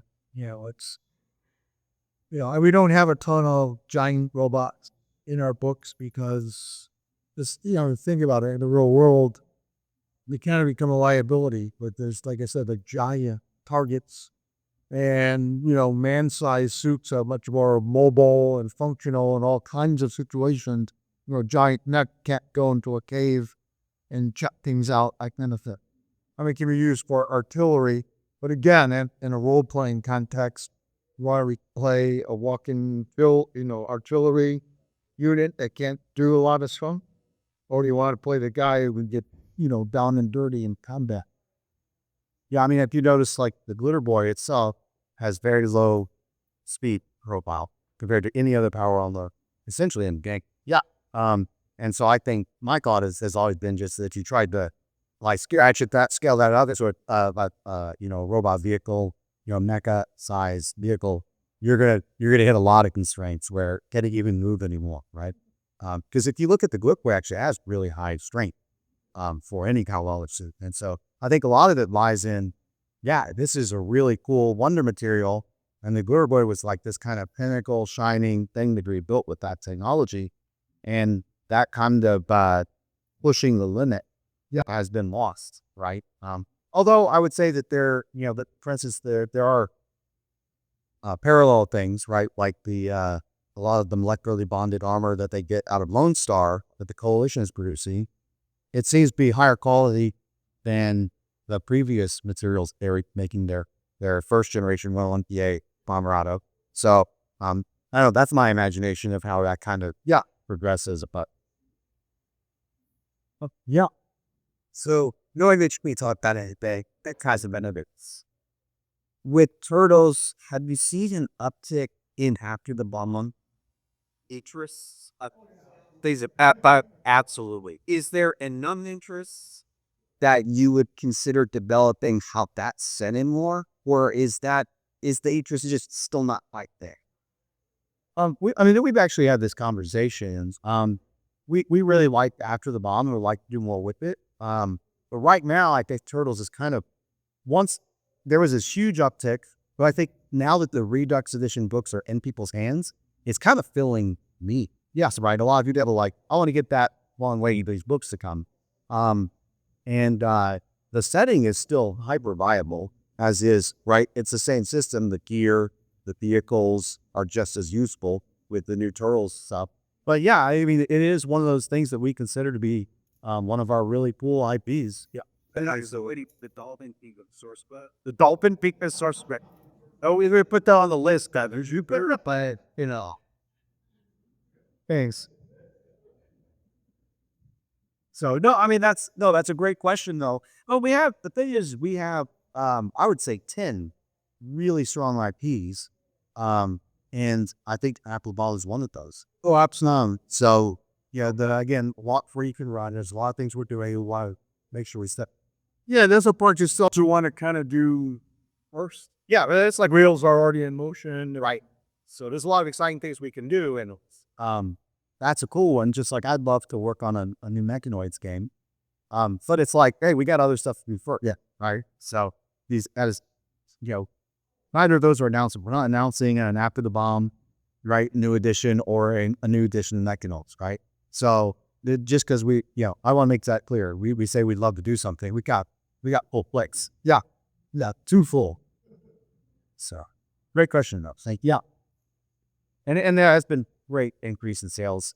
A lot of people are really enjoying it. By the way, like on our new website, we have a lot of sets that you can get, like starter bundles for the different systems, and that's been very popular, including the Apton Bomb bundle. So if you haven't taken a look at it, check it out. You can get the book set at a really great price. Ed, you had a question? The same basic concept is that you're probably sick of hearing it, but I'm still going to ask it anyway about Beyond Supernatural. You say it's sort of like it. Is there anything you can share or think about? Yeah, so sorry, on our so we have a page on the website called the Project Status page, and so as soon as Kevin finishes up the Inslop Expeditions and Rick's Antarctica, which is very far along, I would say maybe he'll say, oh, I want an illustration or something. We're missing an illustration here or there or something like that. But I consider about 99% are complete. Well, the art is. Yeah, but I mean, the interior writing is Probably about 70%. Yeah. So, but once that's finished, his number one thing to work on is Beyond the Supernatural. So yeah, I want to do Beyond Arcanum and Tales Grotesque. Those are our top priorities for me. I really want to get that done because personally, BTS is one of my favorite books. I love Beyond Supernatural. Like if someone said, hey, he's doing a pickup game, it's probably going to be Palladium Fantasy or Beyond the Supernatural. I mean, those are my two real go-to. And because I love them and I know them inside and out. And I guess I enjoy playing them. So, yeah, I want to do it. It just, when you run a business, unfortunately, you also have to weigh, gosh, what's going to sell more? A Glitter Boy Codex or, and I think people waited so long for Beyond the Supernatural stuff that we're going to see really strong sales. But to give you an idea how popular Rips is, it has, the RPG alone has outsold Ninja Turtles and Robotech combined. So it's our all-time biggest seller, which I never anticipated when we did it, but I'm happy as it is. But yeah. So, but yeah, we're tired of making people wait forever for the Supernatural stuff. Plus, we think it really fits the current audience. I think a lot of the younger audience and beginner gamers will really gravitate to a modern horror game. I mean, look at a lot of young adult books. They're all, horror based, or urban fantasy, basically. But, BTS of our hardcore of modern horror. But, we definitely want to do a lot more than Beyond the Supernatural. So, and I mean, so officially, we've announced those two books, and they're on Kevin's docket. So it's not so On the website that I wasn't sure how it's on the site, but yeah, but I didn't understand the business model so much. Yeah. No, it's a good question. No, it's not quite home. It's a fantastic question. So no, it's definitely one of those things. It's not like it's very opposite the question of what about After the Bomb? After the Bomb as well. we'd love to do something down the road. BTS, it's on the docket. Yep. Right. So Yeah, yours tangent. Yeah, tangerines. Horror movies. You mentioned you said that you're a fan of the old the Hammer movies. Say what are your top 3 ones? Say for you, Sean. But I'm curious to see what you guys' top 3 are. Well, that's kind of tough. There's so many good ones. I got mine. We go. Well, and I kind of cheat, right? I don't know. Everyone consider these horror, but these are the ones that I find myself going back to over and over. Aliens. Yeah. This I'm more limited. Yeah, and it's I just love it's military sci-fi, but it has a lot of great horror and suspense and survival horror elements to it. As you follow the story, they're diminishing, dwindling auctions and supplies. There's some really great. I studied a little bit of film theory in college and or story theory. I mean, there's some really great commentary on the two mother figures showing down in that movie that I think are fantastic. I think it disgusts me when people say that, science fiction and fantasy don't have great female characters and heroines. It's like, oh, what about Princess Leia? What about Ripley? I mean, we got these fantastic characters that you're choosing. Yeah, horror, right? And then let's see, there was the My Little Pony doll. I really loved, and this really caught me, was Terminator, the original Terminator, but also Terminator 2. I mean, that was like the unending coming to death machine. This was fantastic. And as a kid, when I saw it, it scared the crap out of me. And then the thing that my favorite horror movie is Army of Darkness. Well, you're welcome. That was great. So I felt like, I grew up where there was Blockbuster Video and, aboard the interwebs. And the series of interconnected back into it. And so we would go, my dad would take us to Blockbuster Video on the weekends. And if I didn't buy something new that I wanted to rent, or it wasn't like sometimes like a video game you could rent that was cool, I would just rent Army of Darkness. I must have rented it like 40, 50 bucks. It was stupid. So, and I finally just like, maybe I should buy this. Yeah. But it was my dad's money at that time. So I cared. I was getting my rent there. So no, I love that movie. I love a lot of that, like the Evil Dead show, the follow-on show and stuff like that. But those are my favorites. But, later on, I realized there's a big theme of, I really like the movies where the good guys can fight back against the evils, right? But the good guys get to, kick it in the crotch or knock it out or whatever. And so I don't know if that's why I say I don't know if that really counts as a pure horror. I really like Tucker and Dale versus Evil. I don't really get into like pure horror, I guess you'd say. But I love the kind of military horror or survival horror. And I think that's part of why I love riffs. Because in riffs, yeah, they got, it's one of the horrors from the apocalypse, but I have a boom gun, right? So I mean, I would agree with what Sean said. I mean, how can you not love Aliens, Terminator 1 and 2? I don't really consider those true horror. And I'm sort of I'd seen like gazillions of movies. My dad was a big movie buff. I was boomed to be an artist or some kind of creator because my mom taught me to love books.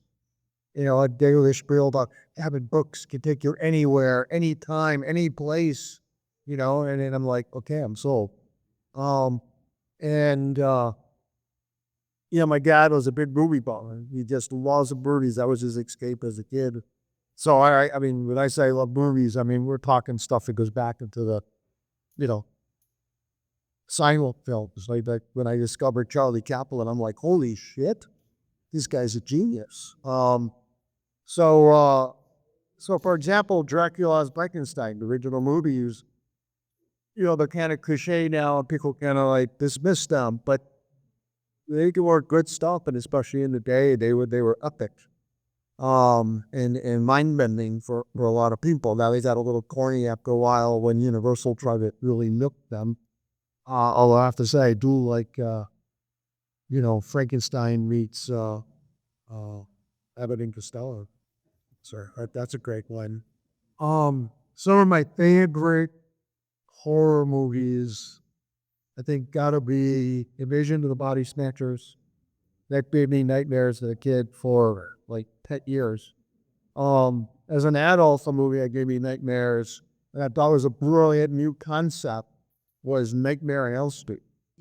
Where you go back and watch that first movie, it's unnerving and scary, and it's pretty great. So Invasion of the Body Snatchers for sure. Nightmare for Elm Street, and that before Elm Street, Nightmare on Elm Street. It's just there's so many great movies. Like Night of the Living Dead had a profound effect on me, especially as like a 16-year-old or something. I think it was 16.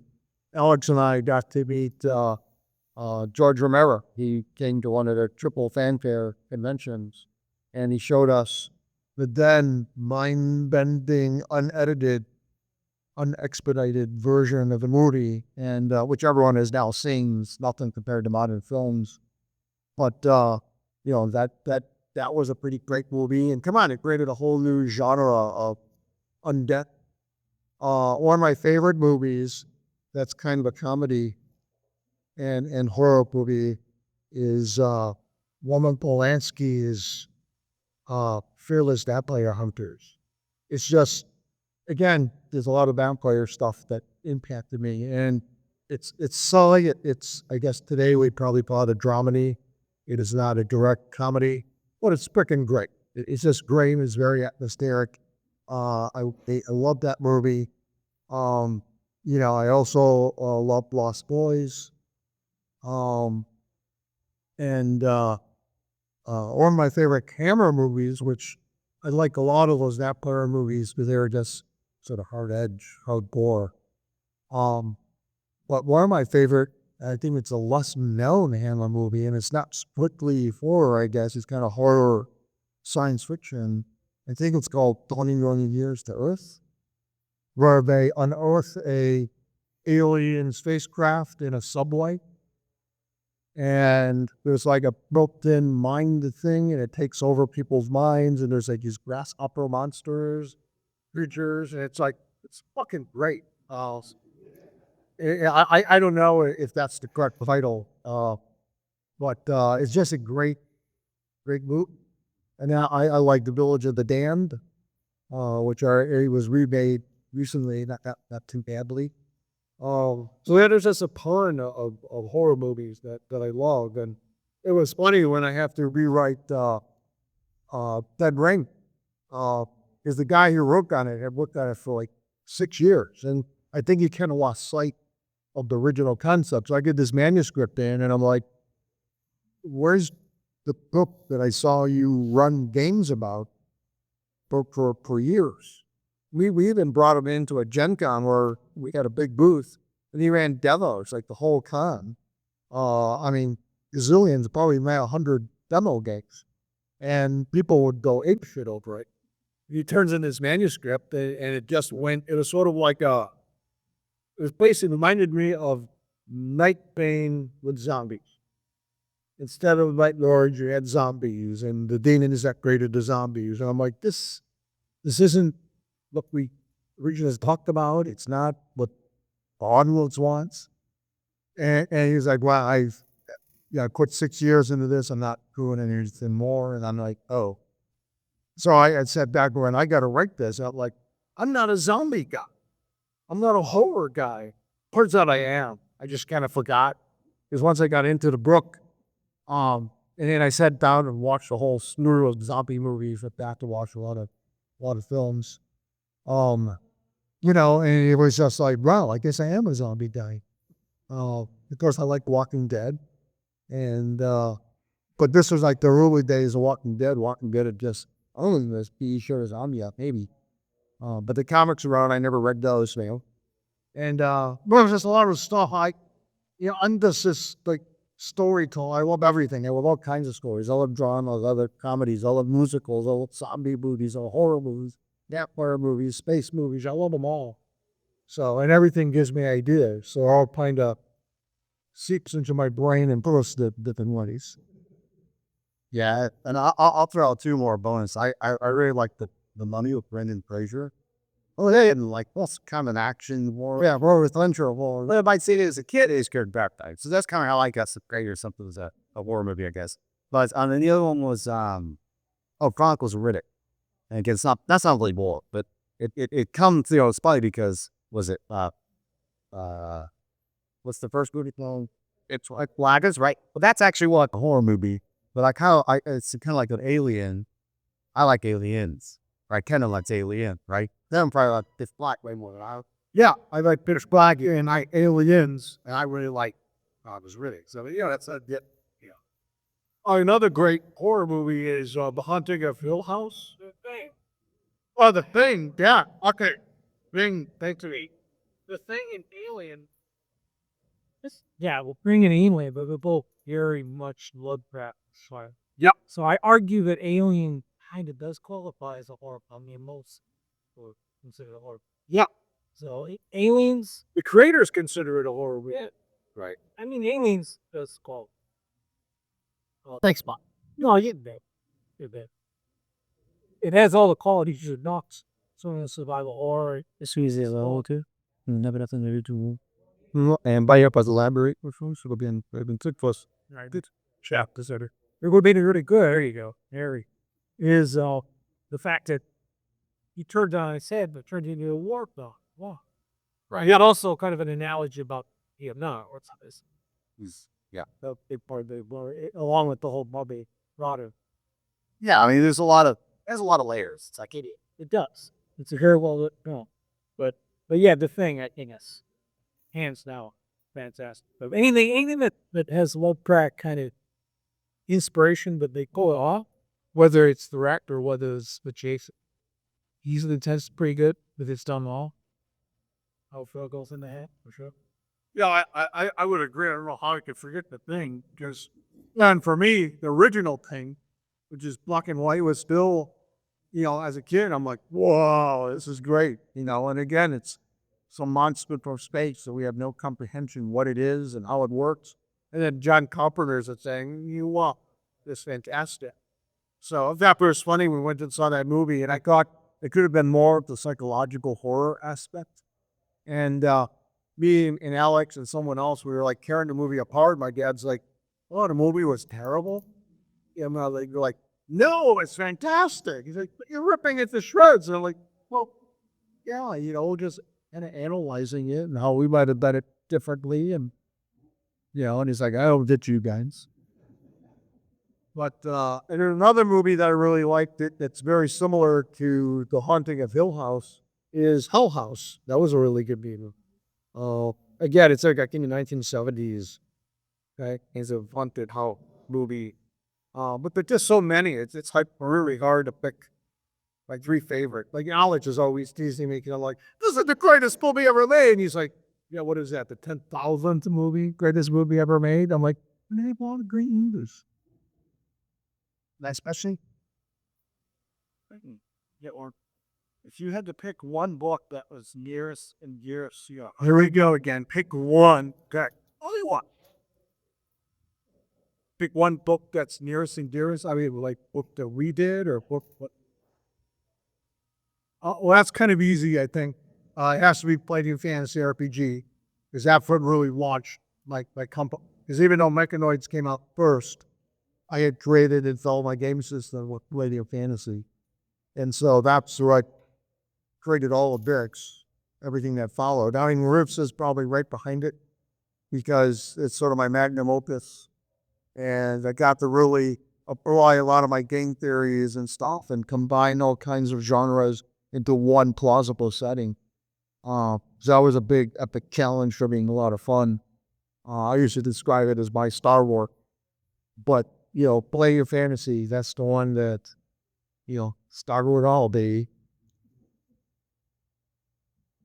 Yeah, on the same line of reasoning.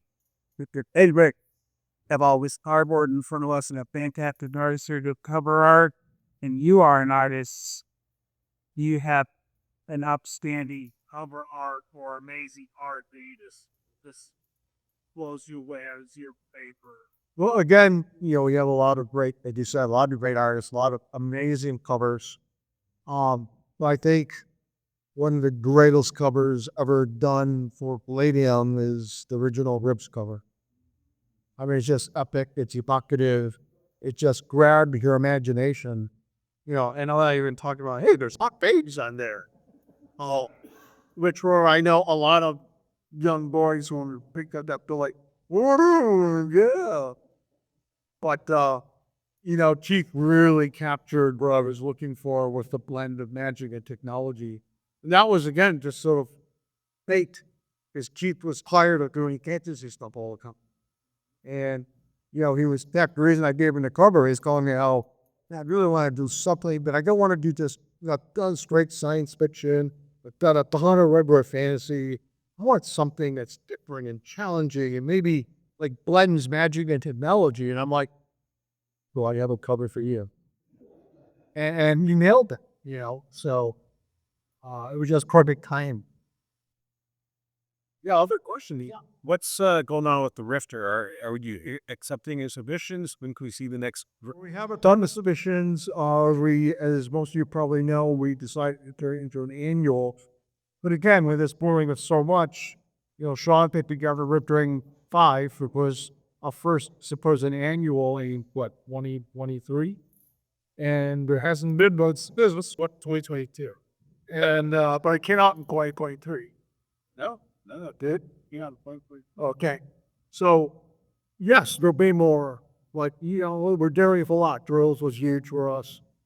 Kathy's passing was devastating.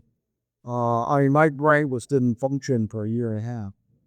A lot of you guys, who know me, a lot of people are like, oh, Kevin, he's a workaholic, which I always deny, but I work a lot and I love what I do, so I'm happy to be here.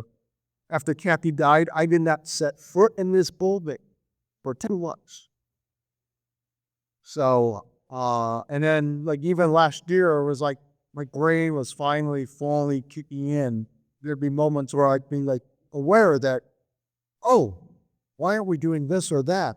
And, oh, gee, I wouldn't have thought of that a month ago. Hell, I wouldn't have thought of that yesterday. Just takes a while, that kind of loss and grief is hard. And it was hard on everyone here.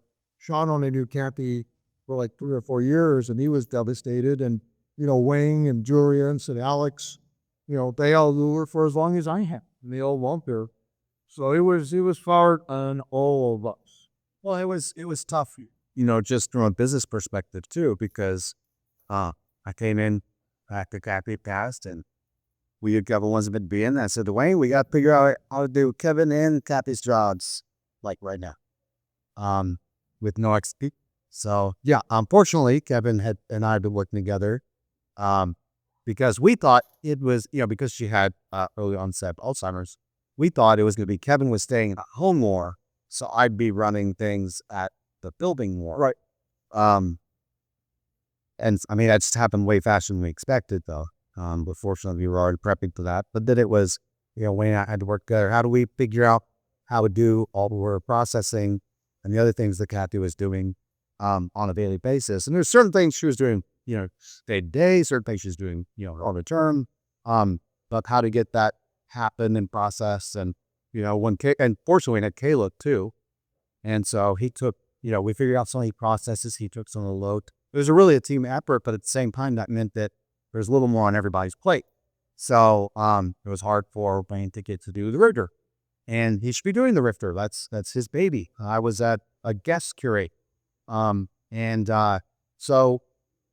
part of the thing too is this Turtles was way bigger than we expected. Yeah. On a lot of levels, the hurdles and the bookkeeping and the shipping, my God. We thought, hey, we'll make it easy on ourselves. We'll get a third-party shipper.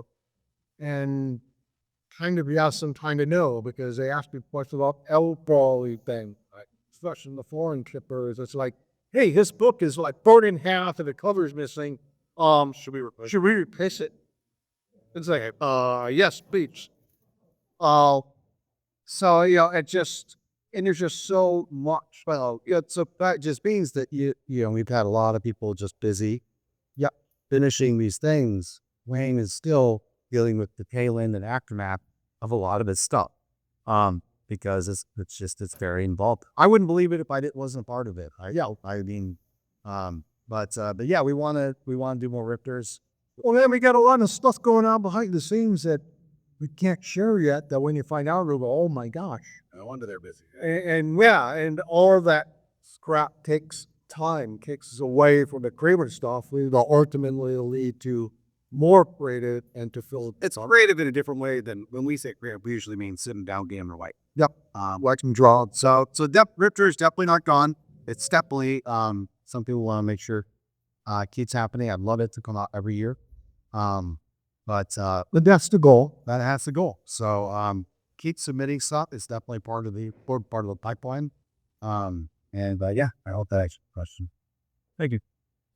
And I have a request, or put in a request for a revised and expanded Rifter 9.5.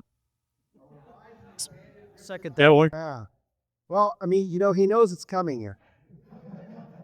Then there's our support. We'll do the Ninja Redux with Gigadammer. No, there's no plans for it, but it's not a bad idea. People did love it. Is our space issue. And why we're making jokes to Wayne is we haven't heard the story. At the time, we would get what Julius dubbed, what do you call them, new, like unidentified new releases kind of thing. He had an anachronism for it. So anyways, people would like the books that were coming would get calls from people going, supposedly, I see. My buddy said he bought a copy of this and saw a copy of this in the store. How come I haven't gotten my order yet? And it's like, it's not finished. Because lover, or he's drinking or something because books not freaking done. And so there was a lot of that going on. And Bert Kaufman and I came up with the idea of doing a Rifter 9.5. And that's why it says Wayne Switz, Rifter 9.5. So it was something we wanted to do that was fun, but we also wanted to like bright way. So when the book came in and he didn't know what was going on, I called in my room and I'm like, so Wayne, how can you explain this? And he looks at it and says, Wayne Smith's Rifter 9.5. He's like, and then he knew something was up because we're all taking photos of it. And he's like, what's going on? It's my favorite issue because I didn't do anything. And he gets little brother around. He's writing. That wasn't an 80 car. That was just Things. Well, it was, too many years of reading Ad Magazine, right? those naturally approved. Right, yeah. Other questions, guys? If not, I got a bunch. Do it. All right. Well, first of all, thank you guys for being here. Everybody from Legion Myth want to make sure that I said thank you, so I'm doing that. Sorry, Mike, no questions for you. I was saying you were Shemaiah. So what's that? And I second the after the bomb. So now it's on video twice. There will be proof of this that elevates it up. Just saying. There you go. You guys up. Fair. And I will. All right, thank you. So the first question comes from Malachi, and I don't understand this one, so the anime fans are going to correct me, but that's fine. Was the anime Super Dimension Orgus an influence on Riss? I've never seen Morgus. I've seen an episode or two. No. I'm not really familiar with Orgus. I've got the art book. So is that one where it's like kind of a fantasy but with mecha? I hope you're asking them and not me. I don't do animals. It does have a lot of rip spides in it. The same people way does much more whatnot. Oh, well, you watch all this something. Right. Go see Bishop has that lot. Like it'd be fun though. I have a friend who said, Thunder the Barbarian. It's rips. Did that inspire you? Or like, I never would Okay, now we can't be friends. I'll watch this if you watch Thunder. Sorry, what? I'll watch this if you watch Thunder. That same friend sent me the. It was only on, I guess, for like one season, so I got the DVD. Good man. Next one is, have you considered doing online polls to guide interest in projects? That's from Mellow Maverick. So these are all questions from me. These are they're from the Discord. Yep. Yeah. Okay. Cool. Well, glad to be able to answer their question. Yes. I'll see who's in shit. Online polls or determining product releases. We've done it from time to time, but not a lot. We usually have a pretty good idea of what we want to do. We usually have a pretty good idea of what our audience wants, because you guys are outside, like. You're not shy about money. So yeah, the Turtles Redux is the Force haven't even asked me to be his business partner. I was working on Rips for Savage Wolves, and I had people coming up to me saying, "Hey, could you bring back the Ninja Turtles?" I'm like, "Dude, I never written anything like that." Like, but it was just because I was tangentially attached to Riv. I guess they wanted me to. Well, I don't know if it was this cogent even, but I guess the assumption was I had a line to Kevin or something. But that's why one of our first conversations was though. So we definitely are listening to you guys. I have done personally. I've gone online on Facebook groups and stuff like that. Yep, occasionally. I've done polls or questions. So we try and keep tapped in that way, but we haven't done like official Palladium Books test diet or a Twitter polls or anything like that. But it's not a bad idea. We're not against the idea. Especially if you wanted to help organize it. Someone else wanted to organize it. But yeah, but in general, I think we now have a pretty good idea of what people are looking for. It's just a lot of times it's like, what order do you do things? Yeah. Understood. Similar, we'll go with the poll thing again, but how about for content that is accumulated over the decades, mostly for like the Rifter? Like, is there any sort of like potential follow-up book where, look, these are the ones that kind of didn't hit the cutting room floor, so to speak, but we want to make an omnibus of that? Yeah, we kicked that idea around. We sort of done that with some of expanded like the hardcover edition of Nightbane and Winter Super Spies included some of the best Richter articles in them. And we thought about doing an omnibus collection of stuff. We hear the word with the Ritz Index. But And we also did do some archival reprints of a few of the most popular physical prints of Androids. Yeah, but of course, people we get the PDFs. Yeah. So This is specifically for Sean. We know you're familiar with TMNT and Riffs. Are you diving into other lore, for example, Palladium Fantasy, to better handle and expand those settings with new products? Am I diving into Palladium Fantasy? I played Palladium Fantasy with Kevin. Personally, I guess my focus is on stuff that I'm working on, right? And the way I look at it as, first, I like Beyond Supernatural. I've never played that, it's better. But Kevin is working on those books. I'm excited to see what Kevin writes. And the same thing with Palladium Fantasy. It's funny you say that though, because we were talking about what was it? That wasn't the Enslaved Jungles and Expeditions. It was Light of the South Woods. Land of the South Winds, and we were talking about, and I hadn't read it before, but we were talking about some of the themes and Kevin was like, "Oh, you really understand why my intention for Land of the South Winds," and so that surprised me. But like my intention is to before I ever work on a project, I do deep dives, even if it's something familiar like Rips. So like I did Type Lophonics, I went through everything. I usually don't mess with my books, I'll you like lecture, a lot of like highlighting the crap on the is and notating stuff. And so same thing if I'm going to dive into, if I get the opportunity to dive into a mechanic book, or if I get the opportunity to dive into a Palladium Fantasy book, I would do the same thing. Kind of work they go through it. At the same time, there have been a few things where we're talking about some of the stuff that ended up in the Enslaved Jungles. Yep. We were talking about some speeds, and I came up with some of the ideas for that. But as long as Kevin's working on Palladium Fantasy, I feel like that's his baby. So if that's a pyramid, it was Well, Sean and I were zombie boards for each other, and we have different ideas. So, some of that makes through no matter what. Yeah, but yeah, I have been. There are a lot of things where we've had deep discussions on Knife Bay and what's really going on, and some of the themes there and stuff like that. So I've been, because I have played Knife Bay. We have a lot of good, and so I've been working on catching up on all that stuff and getting kind of Kevin's secret thoughts on certain things along the way. All his napkin scribbles. Also from Law Dog, but this one's for Kevin. When you created the known world for Palladium Fantasy, did you start with a completely fleshed out world, or did you have a rough concept that evolved based on PC decisions?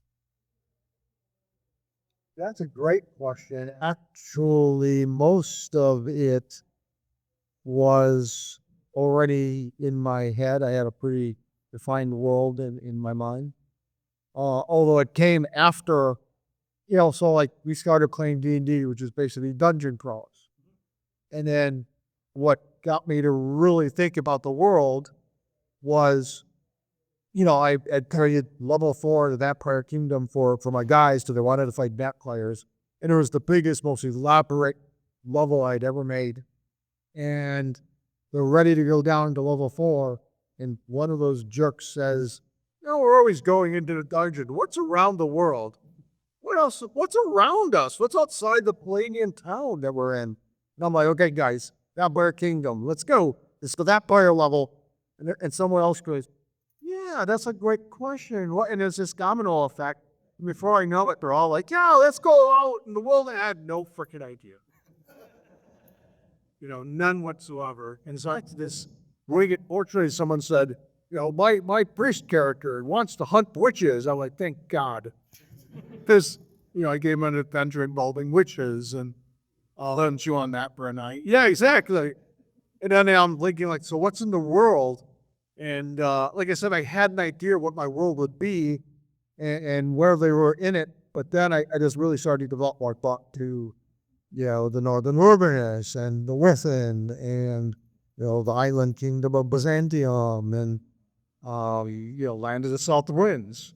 And that kind of evolved. I knew what it was, but I developed it more when the guy said, we want to go on a pirate mission. Let's go sailing, see, the whole world. I'm like, great. And so I did develop it more for my players. And when I design a game, I always keep my players in mind. So it's not designed completely for them, but there's a lot of elements because I want them to have fun. All right, well, the last one I'm going to ask is, this is again for Sean. So you mentioned a plan for a setting of your own to be added to Palladium. Has anything changed or progressed with this idea? That's from Melkor. Yeah, so log on. That's log on again, or is that someone else? No, Melkor. Oh, okay. Yeah. There's so I started out working. I was getting my first opportunity to write with Industry, writing on Riffs was a set of world system, and that's how I met Kevin. And I was looking to start my own company. I actually incorporated it in Texas, and I had planned to work on a bunch of different IPs that I had in my mind, and I would bounce them off the prison, say, hey, do you think this is good? Do you think I could hack it? Do you think I could actually have a company based on just a couple of these ideas? And I feel like we're getting a lot closer to where I'm going to be able to work on some of those. But right now they're definitely taking a back seat to delivering long-awaited, stuff that fans have been wanting, or seizing the opportunity with a popular couple of articles that we turned into a source book, or the Redux edition of the Turtles. That supersedes those ideas, I think. But I will say there's actually we dropped a hint about some stuff where there may be a setting that's coming soon. That would be a new type of setting for Palladium. And actually, I had a ton of input on that. So in a lot of ways, I feel like it wasn't one of my original ideas that I had before going to Palladium, but I feel a lot of investment in it. Absolutely. And so, there. So I mean, in that case, you'll see something that is more of springs from my thoughts. But I mean, in collaboration with Kevin and not the Clements. Yeah, and Sean's games are great. And they're fun, good stuff. But yeah, I mean, we have a bunch of ideas. Heck, his daughter, and I'm not going to say the name, is this Pool. It's sort of like Teenage Mutant Ninja Turtles, right? I told a story that the ancients who went on to make turtles what they are in the mass market. I'm the one who introduced him to Kevin and Peter. But how he discovered turtles was through our game. And I was going after a different license, and you wanted to see what licensed products I had done. Tried to send him a bunch of our books. He's like, yeah, but I always see licensed stuff. And I'm like, I've only done 2, and they're like independent comics. And he goes, I don't care, I want to see them. And one was Justice Machine from Double Comics, and the other was TMNT. And the next pull I get from him is Teenage Mutant Ninja Turtles. Does that make you smile? Every time I say it, it makes me smile. I'm like, yes. And so Sean's daughter, who is like a chip off the old block, she's a big time gamer, and she's fallen in love with Palladium Fantasy. But she came up with her own idea, and she gives us this name, and we're like, holy crap. It's Chris. And it's one of those names that's just evocative, like Teenage Mutant Ninja Turtles. I mean, it's kind of silly and yet thought-provoking at the same time. And we're like, maybe we're going to turn that into a game. Because she's got a whole concept behind it, and then sort of the concept is in the name, and it's just fucking cool. You know, and it's just like 13 years, I think 13 at the time. And it's like, damn, kid. And so we've been encouraging her to take notes, you know, and she has all these, and she'll come in, she'll start writing for a day, and she'll be back here. So she's gonna be Generation 3? She might be Generation 3. Oh, I really was surprised. I don't want to get very pressure, but I mean, yeah, she's definitely a writer. She's already won a contest for writing a fairy tale, nude fairy tale.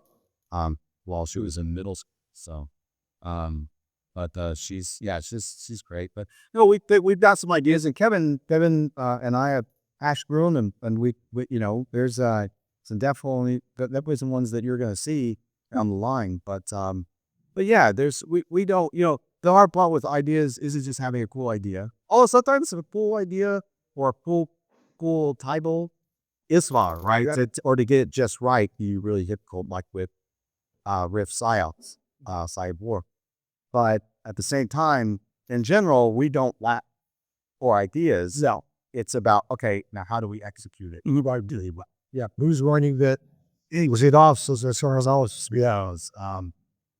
Or any sort of creative how again use, you know. So but there's one foot in front of the other, walk free run, and there's a lot of things we're doing right now that is going to lay the foundation for a lot more the open opportunity to do one feature. So I know that sounds cryptic, but we do have a plan. We had a plan when I first joined about 5 years ago. We're nearing the end of that 5-year plan and crossing over into the second 5-year plan. Well, I think some of it's like a lot of it's the same 5-year plan. It just got delayed first by COVID, and then got these up. Sure, there's been some delays. We're about on year 4 of our 5-year plan, not 5. So, but yeah, we're laying a lot of good groundwork that will really lead to good things. All right. Well, thanks again. And thanks to all the folks who watch this later and those who are here and those who were here. Absolutely awesome. Thanks, everybody. And obviously, we're around to talk about stuff one-on-one, and sort of like yesterday, it's like 6:30. The guys want to run out to eat and then come back. That's cool. Our boss, I'll be staying here. And like I said, happy to talk and sign books and whatever you guys want to do, and don't forget our other guests. And I also want to just remind people, I have a bunch of free books that are from my personal library. Feel free to take as many as you want. There's also like a certificate identifying what they are, looking from my personal library and whatever. But and again, thank you so much for coming here and having us for